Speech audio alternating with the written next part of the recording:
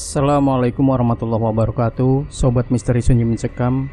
Senang sekali kami bisa kembali hadir menjumpai Anda. Tentunya seperti biasa kami akan menyuguhkan cerita-cerita misteri menarik. Dan kali ini kami sudah menyiapkan sebuah kisah misteri yang berjudul Dikasih pekerjaan enak-enak, dibayar dengan emas.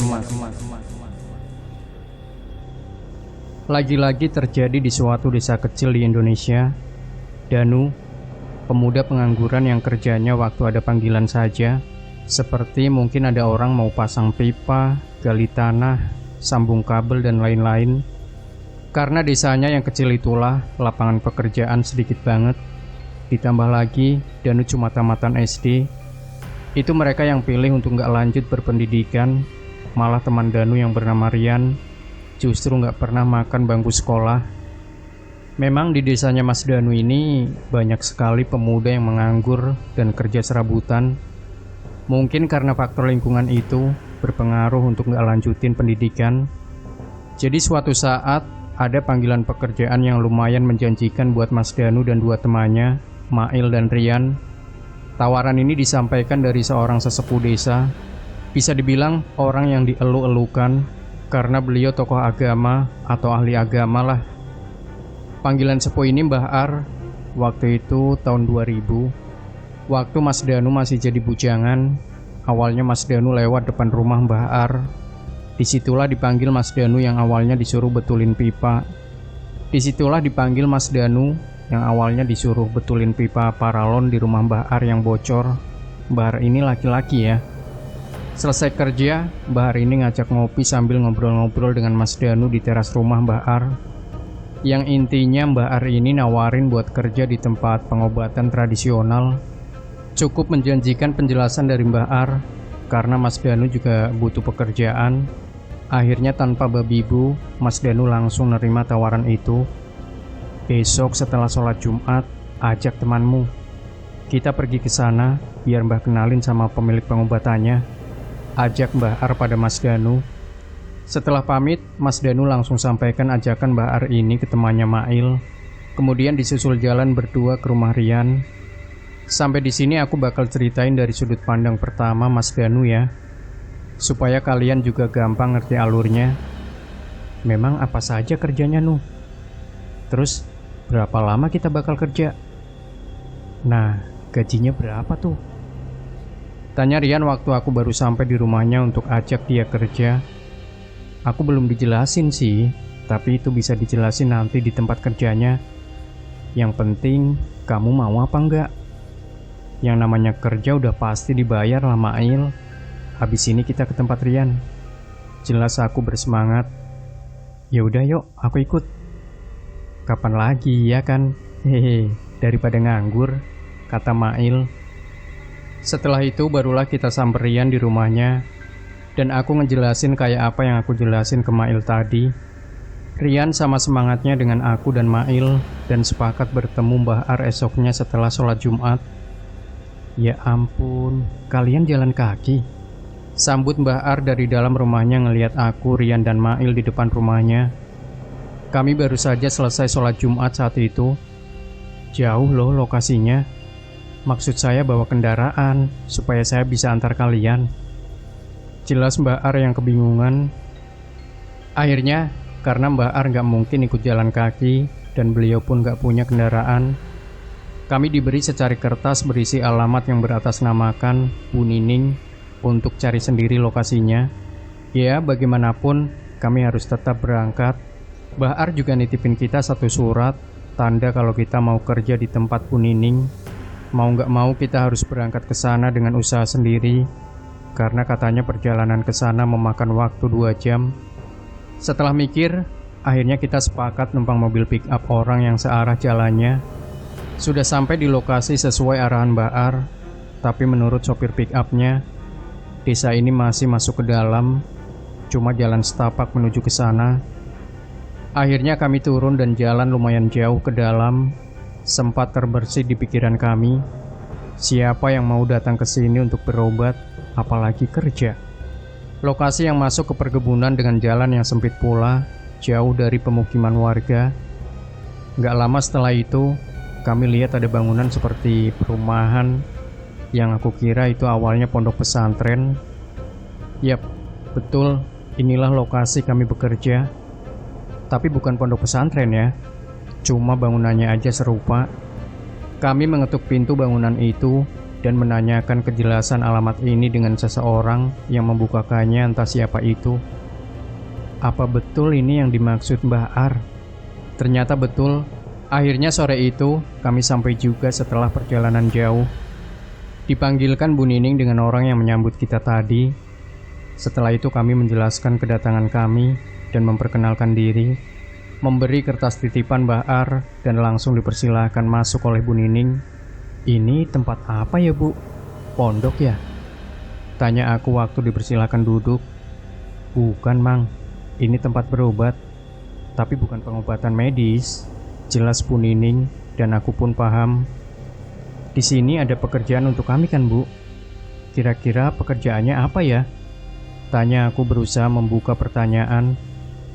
Iya betul, tapi sebelumnya, apa kalian sudah menikah? Masih perjaka maksud saya? Tanya Bu Nining. Aku, Rian, dan Mail agak terkejut. Kenapa hal seperti itu yang ditanyakan? Iya Bu, masih. Memang kenapa ya? Tanya aku agak terbata. Intinya, Bu Nining menjelaskan itu cuma sekedar persyaratan untuk kerja di sini. Setelah itu kami diajak berkeliling tempat tersebut dan dijelaskan di sini pekerjaan kami hanya jadi pelayan. Aku awalnya bingung untuk melayani apa dan siapa. Akhirnya diajaklah kami ke lokasi lebih dalam dari lingkungan bangunan-bangunan menyerupai pondok pesantren itu. Bu Nining berhenti di depan ruangan kosong yang ternyata di dalamnya ada ruangan berpintu lagi, gelap dan remang-remang. Cuma mengandalkan adanya lilin di beberapa sisi ruangannya.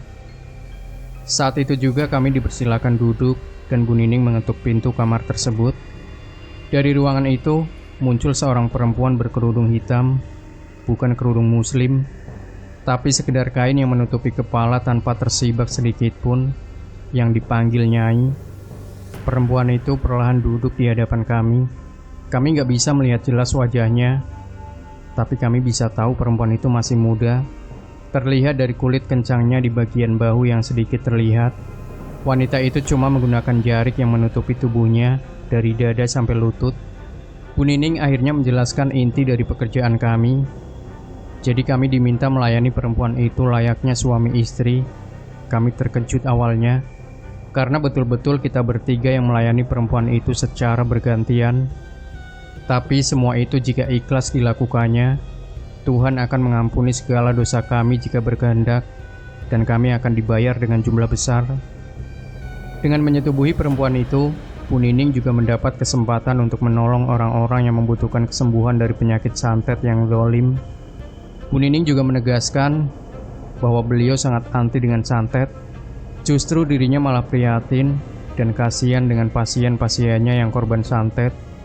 Semua kemampuan Bu Nining ini atas kehendak dari Yang Agung Nyai, yaitu perempuan di depan kami, dan juga kehendak Tuhan Yang Maha Esa. Dari penjelasannya aku mempertimbangkan, tapi lebih banyak setuju daripada enggaknya. Cuma beberapa keanehan saja yang bahkan gak bisa menggoyahkan ketekatanku untuk menyetujui tawaran ini. Mulai dari gaji dan tubuh perempuan belia ini yang kelihatannya betul-betul seksi dan menggoda. Kami siap melakukan apapun. Kami bertiga pun sepakat. Setelah itu Bu Nining menanyakan usia kami. Rianlah yang paling tua di antara kami. Jadi malam itu juga, langsung dipersilahkan kami melakukan hubungan intim dengan perempuan itu secara bergantian di dalam kamar di ruangan itu. Dari Rian, kemudian aku, lalu Mail. Kalian tahulah ya, kayak apa hubungan suami istri.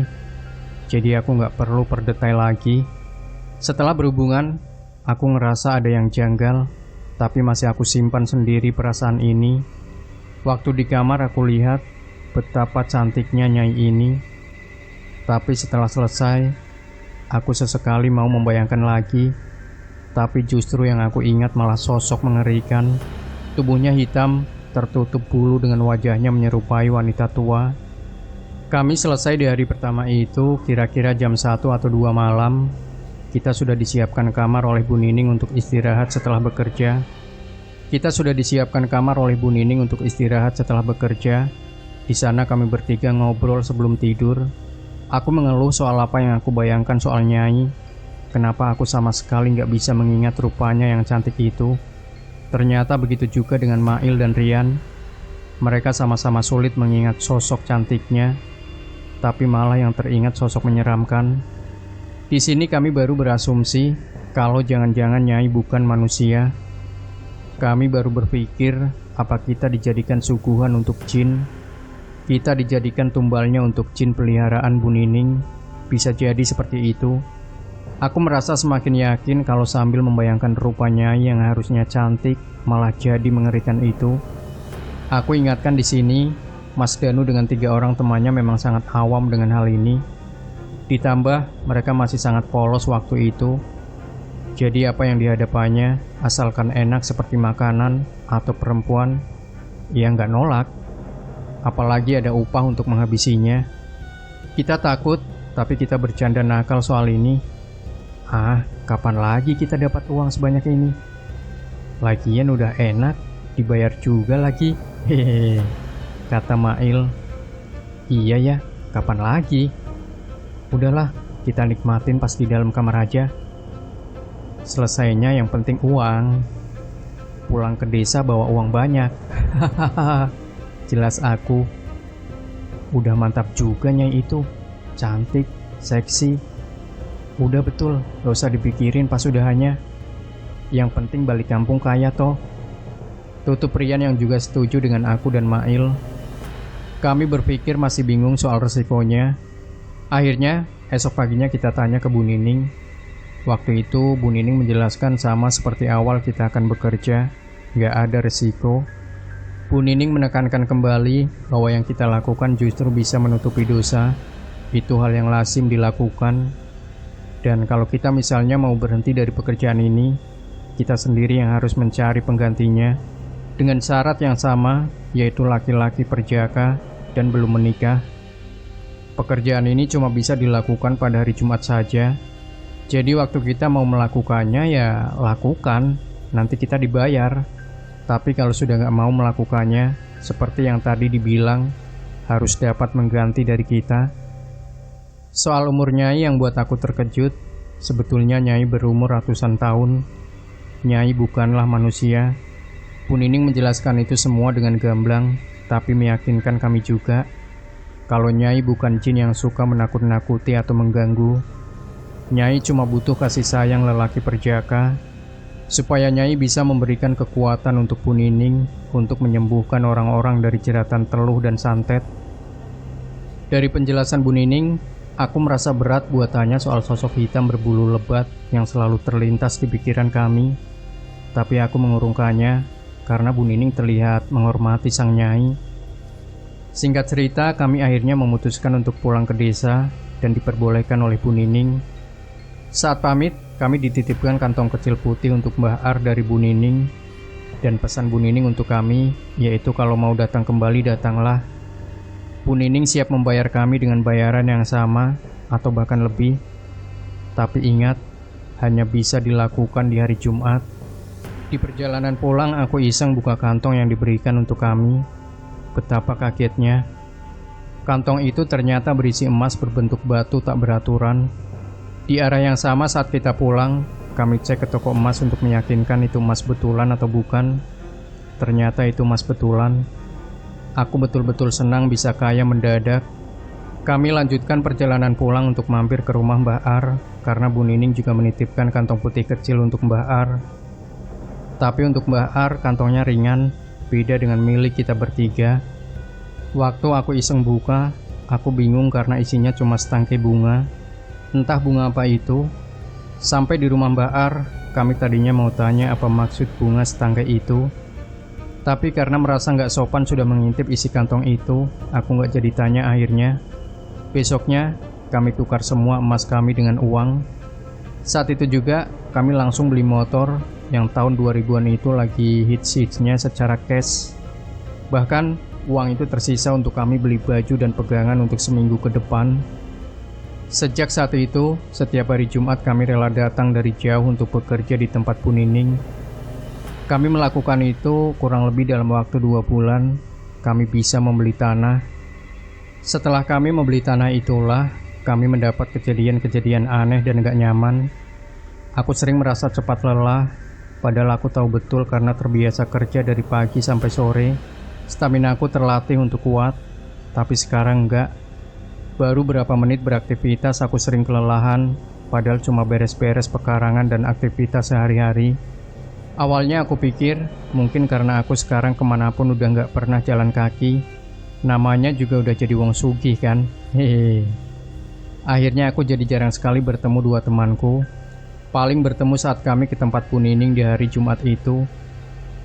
Orang di rumahku, orang tua dan keluarga temanku nggak ada yang tahu. Mereka taunya kami mandor dan bekerja di pabrik saja. Ini pesan dari Mbah Ar yang menyuruh kita untuk nggak buka mulut ke orang-orang soal pekerjaan kami. Menurut Mbah Ar, yang bisa dapat pekerjaan ini ialah orang-orang pilihan, karena kami orang bersih. Ada perasaan bangga dibilang seperti itu, makanya kami nurut aja untuk nutup mulut. Beberapa bulan kemudian, fisik kami sama sekali nggak sanggup untuk ke tempat Bu Nining. Kadang aku datang sendiri, kadang cuma berdua, atau bahkan temanku saja yang datang. Aku banyak makan karena aku sering kelaparan, tapi nggak pernah merasa kenyang. Aku bisa makan 5-6 kali dalam sehari, tapi semakin hari tubuhku semakin kurus. Nggak sampai kurus banget, tapi dari sebelumnya, aku kelihatan lebih kurus. Aku sempat periksa ke dokter untuk kontrol gizi, tapi tetap saja aku nggak ada perubahan, walaupun sudah diberi pengarahan. Karena putus asa menganggap penyakit ini serius dan nggak wajar, aku mengajak Rian dan Mail untuk bertemu orang pintar. Perasaanku, ini ada hubungannya dengan pekerjaan dari Bu Nining. Saat kami berobat ke orang pintar, kami sama sekali nggak cerita soal Bu Nining, karena ingat pesan Mbah Ar. Dari penerawangan orang pintar ini, banyak anak-anak kecil tanpa kepala. Anak-anak itu ikut kemanapun kami pergi, bahkan mereka ada di sini sekarang. Anak-anak ini gaib. Mungkin kami nggak bisa melihat, tapi Mbah orang pintar ini bisa melihatnya. Kira-kira jumlahnya 7-6 anak sedang duduk di belakang kami. Aku dan Rian kurang percaya. Akhirnya orang pintar ini merapal mantra pada segelas air, lalu air itu dioleskan ke mata kami. Walau dalam mata tertutup, kami bisa melihat keberadaan mereka. Betapa terkejutnya, yang dibilang orang pintar ini betul. Banyak anak-anak tanpa kepala. Karena nggak tahan melihat kengeriannya, aku langsung melotot dan sosok anak kecil itu hilang. Dari mana bocah ini? Tanya orang pintar tersebut serius. Kami diam 1000 bahasa. Setelah itu orang pintar ini menjelaskan kalau anak-anak ini bukan karena kami ketempelan. Anak-anak ini datang dari kondisinya terawat. Tepatnya, anak-anak ini seperti dipelihara. Orang pintar itu meyakinkan kembali. Apa kalian sengaja memelihara? Kami betul-betul nggak bisa jawab. Aku tetap nggak mau mengungkap keadaan yang sebenarnya. Kami berlagak nggak tahu menahu apapun, karena kami bungkam. Akhirnya, orang pintar tersebut nggak bisa bantu apapun, nggak menemukan solusi apapun. Anak-anak ini adalah jin bertuan. Mereka bakal pergi kalau disuruh tuannya pergi. Orang pintar ini hanya bisa mengusir jin tak bertuan. Orang pintar tersebut nggak tahu harus berbuat apa. Alasan kami cepat capek dan selalu lapar tanpa kenyang, karena anak-anak itulah yang menyantap sari-sari tubuh dari kami, termasuk energi. Ya, jadi selama ini kami makan juga untuk makan mereka, menurut penjelasan dari orang pintar tersebut. Karena nggak ketemu solusinya, kita sepakat ke rumah Mbah Ar untuk mengeluhkan ini. Dari Mbah Ar, akhirnya kami ke tempat Bu Nining untuk membicarakannya lebih detail. Aku lumayan kesal dengan Bu Nining karena beliau nggak menjelaskan tentang bagian ini. Aku yakin banget anak-anak ini ikut karena tugas kami melayani Nyai. Mau marah pun segan karena kehidupan kita jadi lebih makmur karena Bu Nining. Biarpun keadaan fisik kami bisa dibilang miris.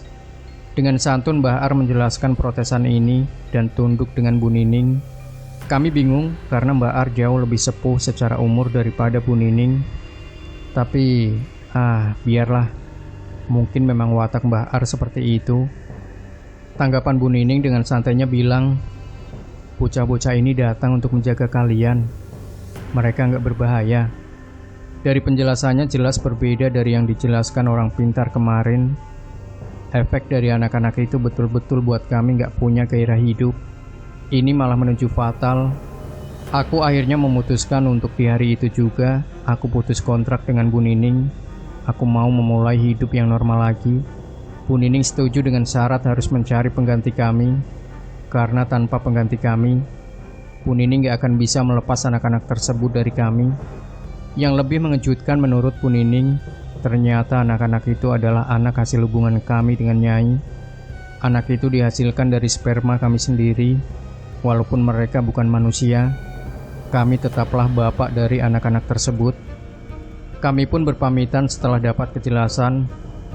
Mbah Ar mencium kaki Bu Nining untuk meminta maaf soal keputusanku, yang buat kami makin terkejut melihatnya. Setelah sampai di desa, kami berunding kembali mengenai kelanjutan. Karena Rian dan Mail masih mau melanjutkannya, sedangkan aku kapok. Aku kembali ke rumah Mbah Ar untuk membantuku mencari pengganti. Karena aku pun ingin lepas dari bocah-bocah gak jelas itu. Aku akhirnya jarang bertemu dengan kedua temanku tadi semenjak beda keputusan. Karena beda pendapat itu yang membuat kami sedikit risih satu sama lain. Setelah beberapa hari, Mbah Ar akhirnya menemukan pengganti untukku. Sebut saja namanya Wisnu. Kami akhirnya berangkat ke tempat Bu Nining bertiga. Sampai di sana Bu Nining menyiapkan segalanya untuk upacara pelepasan. Prosesinya mengharuskan aku dikubur dengan kepala tetap di atas tanah. Aku dikubur semalaman dan paginya tubuhku bakal dimandikan dengan Bu Nining. Setelah semalaman, tubuhku dimandikan dengan air bunga melati dicampur jeruk purut. Entah maksudnya apa. Selesai dari itu aku dipersilakan pulang. Mbah Ar dan Wisnu sudah pulang lebih dulu di hari kemarin, makanya aku pulang sendiri. Akhirnya aku terlepas juga. Aku bertekad gak akan pernah datang lagi ke tempat Bu Nining. Anak-anak ini gak sepenuhnya langsung menghilang. Penderitaanku yang selalu kelaparan ini masih berlangsung berbulan-bulan dan menghilang perlahan. Setelah 2 tahun tubuhku akhirnya normal kembali. Stamina aku kembali normal dan akhirnya aku bertaubat. Sadar kalau perbuatanku itu salah dan aku memang betul-betul polos. Aku akhirnya mencari ustadz untuk curhat begitu. Dan ternyata Pak Ustadz ini seolah tahu Bu Nining. Dijelaskannya, Bu Nining ini ternyata memang seorang pembuat aliran sesat, memelihara jin, pesugihan dan lain-lain. Mengenai Mbah Ar dan 2 temanku, kubiarkan saja begitu tanpa tahu kabarnya. Tapi 2 temanku ini masih jadi pelayan Nyai. Sampai di tahun 2007, aku dengar kabar Bu Nining diusir dari desanya. Mungkin ada kaitannya dengan aliran sesat ini dan diketahui warga. Sampai akhirnya di tahun 2009 Mbah Ar meninggal dunia, entah karena apa. Tapi memang beliau sudah sangat sepuh. Dan itulah cerita pengalamanku waktu muda dulu. Sekarang aku sudah taubat dan gak akan lagi mau mengikuti aliran gak jelas. Demikian Sobat Misteri Sunyi Mencekam. Tinggalkan komentar Anda, like, share video ini, subscribe channel Sunyi Mencekam, dan kembali nantikan cerita-cerita misteri terbaru dari kami. Wassalamualaikum warahmatullahi wabarakatuh.